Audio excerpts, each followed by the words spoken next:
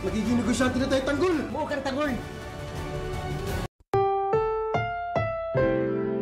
Ang programang ito ay rated SPG. Striktong patnubay at gabay ng magulang ang kailangan. Maaaring may masiselang tema, lengguwahe, karahasan, sexual, horror o droga na hindi angkop sa mga bata. Mga dapat nating abangan sa FPJ's Batang Quiapo. Sa kasal ni David at Catherine, isang gulo sa labas ng simbahan ang narinig nila. Bago pa makapaghalikan si David at Catherine, lahat sila ay napalingon sa sigaw ng mga pulis na nanghihingi ng tulong. Ngayong Huwebes, August 22, isang bagong karakter ang muling papasok sa Batang Quiapo. Masisilaw ka na sa yaman ni Boss Divina. Nagpunta sila Tanggol sa pinakaamon nila Feng para ialok ang diamanteng dala nila dahil wala silang ganong kalaking halaga na nagkakahalaga ng 300 milyon. Tuwang-tuwa ang grupo ni Tanggol sa lahat ng nakikita nila sa paligid nila. Napawika sila na grabe talaga ang big time nila Raul dahil napapaligiran sila ng magagarang sasakyan sa lugar. Tinawag na ni Raul si Boss Divina. Nagsabi si Raul na may gustong kumausap sa kanya. Nagwika at nagtanong si Boss Divina kung nasaan ang gustong kumausap sa kanya. Bumaba ng hagdan si Boss Divina para puntahan si Tanggol. Pinakilala ni Peng si Tanggol kay Boss Divina. Agad namang nakilala ni Boss Divina si Tanggol. Nagsabi si Boss Divina, ikaw pala si Tanggol. Sinabi din nito na matunog daw ang pangalan ni Tanggol sa Quiapo. Si Boss Divina na kaya ang magpapayaman kay Tanggol? Nilabas ni Tanggol ang diamante. Hinawakan ni Boss Divina ang diamante at kinilatis ito.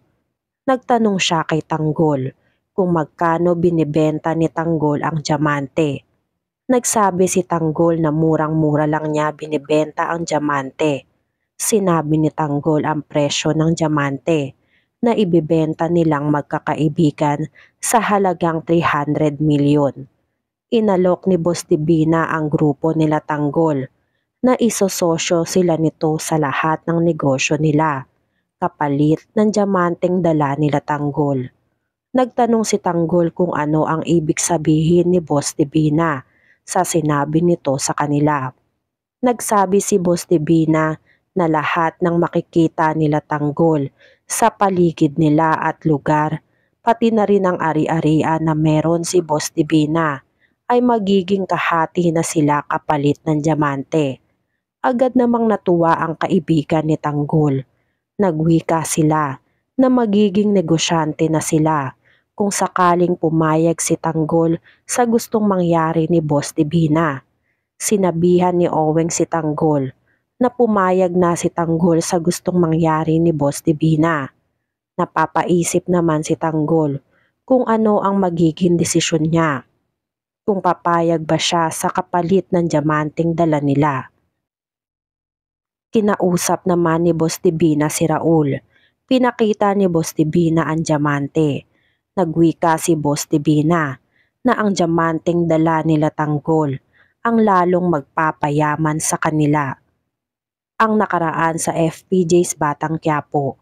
Pinigilan ni Don Julio si Ramon sa masamang plano nito kay Don Facundo. Pinaalala ni Don Julio kay Ramon na ngayon ang araw ng kasal ng anak niyang si Jesus. Kaya tigilan na ni Ramon kung anuman ang balak kay Don Facundo. Dahil sa ginawa ni Ramon kay Don Facundo, nagwika si Don Facundo na hinding-hindi niya mapapatawad si Ramon sa ginawa nito sa kanya. Tutal naman ay quits na sila. Nagwika si Ramon na ito na ang huling transaksyon ng pamilya nila kina Don Facundo. Ayaw nang makita ni Don Facundo sina Ramon pagkatapos ng kasal. Nagpunta sina Tanggol sa kaibigan nilang si Raul para ibenta ang sasakyan na napanalunan nila sa sugal. Pumayag sina Tanggol na bilhin ni Raul ang kotse sa halagang 12 milyon. Nang magkasundo na sila, ay bigla na lang napag-alaman na karnap pala ang ibinayad sa kanila ni Tisay. Hindi na tinanggap ni Raul ang kotse. Ayaw ni Raul na masabit sila kapag kinuha nila ang kotse nila Tanggol. Sa pagbiyahe ni Camille papunta sa simbahan, iyak nang iyak si Camille habang nasa jeep. Pinagmamasdan ni Camille ang invitation card ni David. Sa simbahan, lumabas si David para sumilip. Nilapitan siya ni Olga. Nagwika si Olga na ito na David ang araw na pinagtiyagaan mo. Sumagot si David na hindi niya lang pinagtiyagaan yun, bagkus ay nakipagpatayan pa daw siya para lang mangyari ang mga araw na yun. Nagwika si Olga nang sabi mo papasok na sana si Olga sa loob ng simbahan. Tinawag ni David si Olga. Tinanong ni David si Olga kung bakit nag-aalala ang nanay ni David na si Marites kay Olga.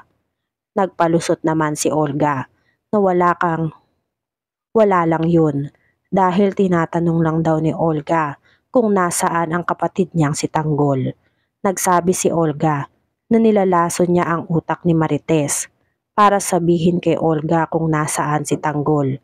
Sa loob ng simbahan, nagwika si Don Julio na maganda sana kung naka-attend ang nanay ni Jesus.